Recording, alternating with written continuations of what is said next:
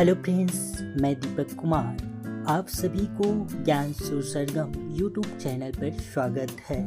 आज हम आधुनिक आवर्त सारणी के कुछ फैक्ट जानेंगे।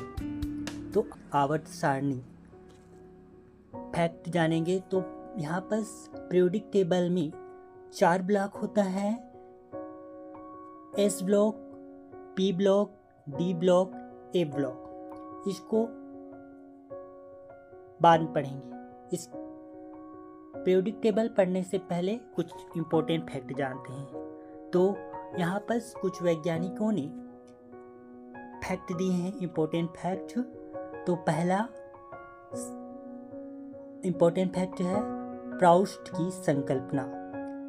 इस संकल्पना को प्राउस्ट वैज्ञानिक ने दिया है।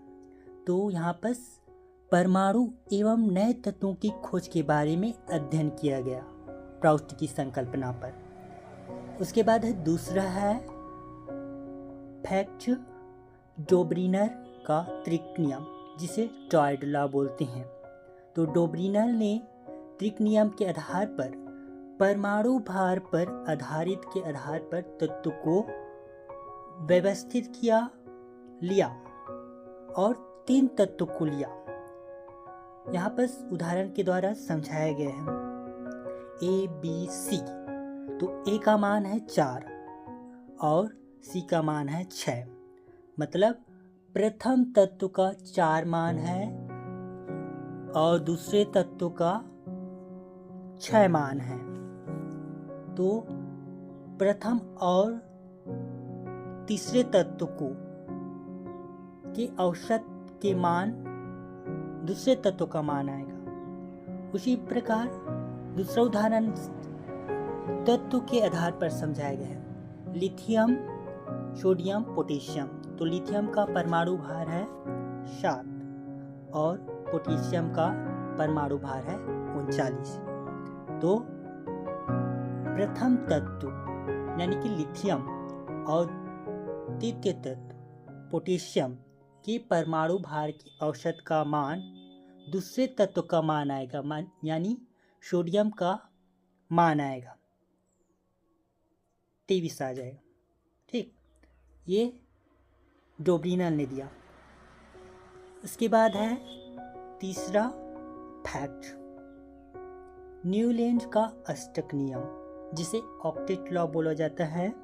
इसको 1866 में दिया गया न्यूलैंड वैज्ञानिक ने। तो यहाँ पर भी परमाणु भार पर आधारित था जो अष्टक नियम था। इसमें 8 तत्व लिया। तो नियम है बढ़ते परमाणु भार के क्रम व्यवस्थित करने प्रथम एवं 8वें तत्व की गुण लगभग समान होते हैं, यानी कि केमिकल और फिजिकल के गुण समान होंगे। हिंदी में रासायनिक और भौतिकी गुण एक समान होंगे। और न्यूलैंड ने ही अष्टक नियम पर 56 तत्व की खोज की और न्यूलैंड का अष्टक नियम में ग्रुप का सिद्धांत आया। ये न्यूलैंड ने दिया। उसके बाद है चौथा फैक्ट मैडलिफ का आवर्ती नियम, जो मैडलिफ वैज्ञानिक ने दिया। यहाँ पर भी परमाणु भार पर आधारित तत्व को लिया गया। इसमें तत्वों को व्यवस्थित किया, मतलब परमाणु भार के बढ़ते क्रम में लिया गया। ठीक है।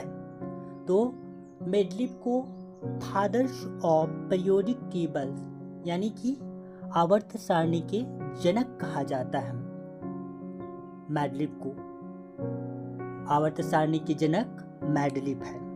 तो यहाँ पर उदाहरण के द्वारा समझाया गया है।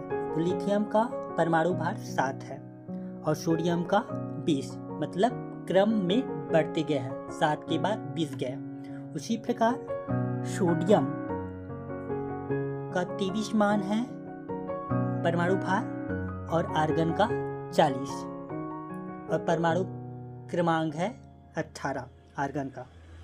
उसी प्रकार पोटेशियम का परमाणु क्रमांक 19 है और पोटेशियम का परमाणु भार 39।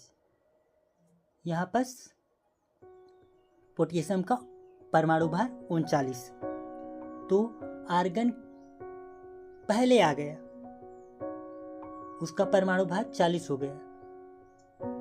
तो यहाँ पर मेंडलीव की आवर्त सारणी का नियम थोड़ा सा अंतर हो गया।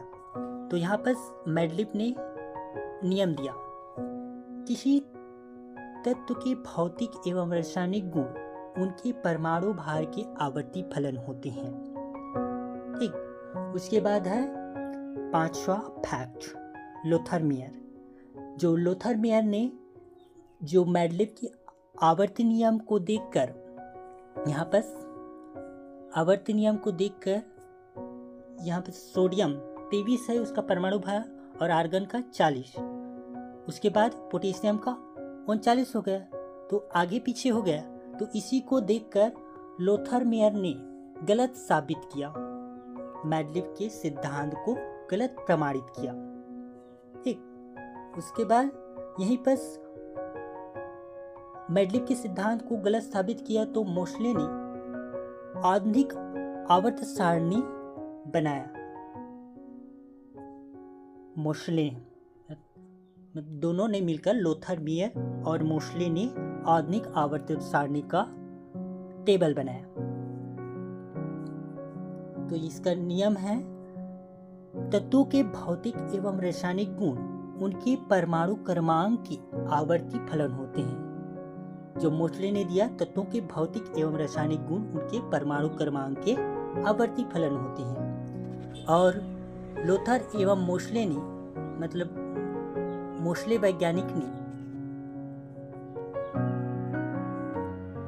18 वर्ग का निर्माण किया, यानी कि 18 ग्रुप का निर्माण किया और 7 पीरियड का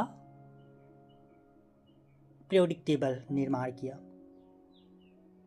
यानी 18 वर्ग है पीरियोडिक टेबल में और 18 आवर्त यानी कि पीरियड। और यहाँ पर पीरियोडिक टेबल में 118 तत्व यानी कि एलिमेंट है। इसमें से 98 मतलब 98 नेचुरल है, यानी कि प्राकृतिक रूप से खोजा गया है, मिला है पीरियोडिक टेबल में, और 20 आर्टिफिशियल है जो मनुष्यों के द्वारा बनाया गया है कृत्रिम रूप से। और पीरियोडिक टेबल में 4 ब्लॉक हैं, 4 ब्लॉक, उसमें से S block, P block, D block और ए ब्लॉक है। ये पीरियोडिक टेबल में 4 ब्लॉक है। इसको अगले वीडियो में पढ़ेंगे, आगे के फैक्ट को। Thank you.